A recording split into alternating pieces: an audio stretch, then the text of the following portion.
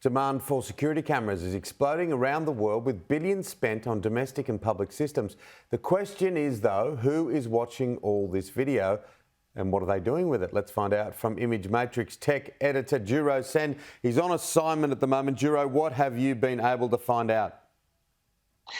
Good morning, Tim. Well, the answer to that is computers are watching most of the vision, and that's only when AI determines that it has to escalate the issue if there's someone in danger or something like that.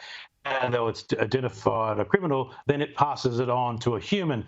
And this week I have been at a security briefing, and I've had the very, very privileged, because only a few people have seen it, and I like keeping up to date with this, seeing behind the scenes. What you're seeing here is a Jason Bourne-like demonstration from the movies where they're using body cameras, cameras in the street to apprehend a criminal and do other things for public safety. And this is all done because of the AI and the backup system where they have a control room and then they can talk to. There's a bit of a good acting in this one, but it really proved a point to me, Tim, that this is ready to happen. You see it in the movies. It's happening right now.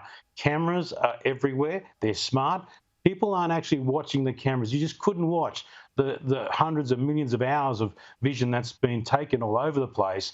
So what we saw this week was a couple of examples where the computers are seeing all this sort of vision, and then it's able to make sense of it and brings it to the attention of law enforcement and other officers. So the cameras are everywhere. There's plenty here in Malaysia. There's going to be even more in Australia very soon.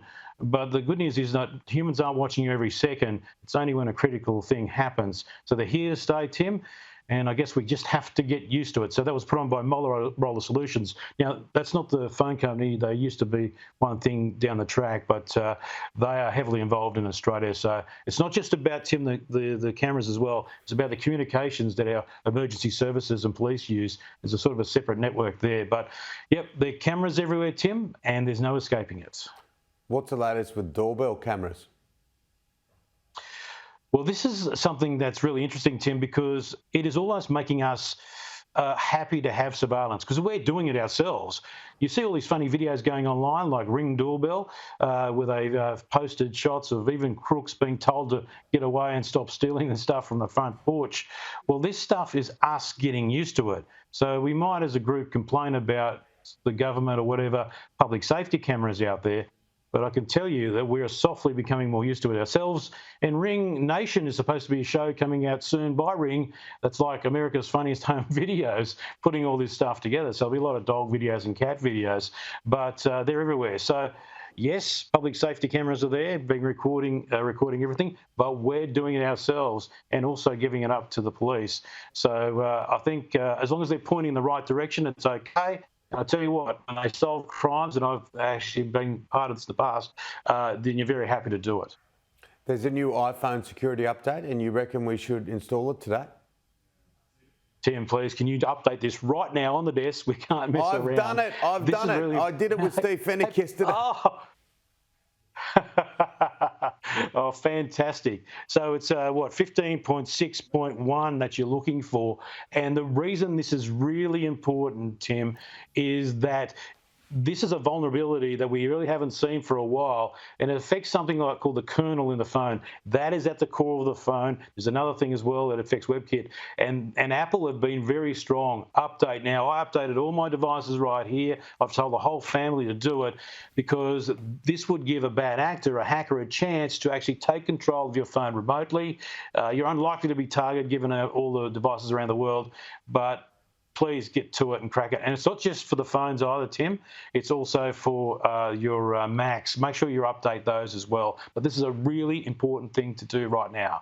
And it was pretty easy even for me. You go into settings and then you go to general, then you go to updates, and then boom, crash opera, you have done it. Now, international travel, of course, you're up and away. You should be doing this segment instead. I doubt it, Duro. I doubt it. I just was able to turn the computer on this morning. That was about my limitation without instruction. I love it. Now, international travel opening up. What's your tech advice?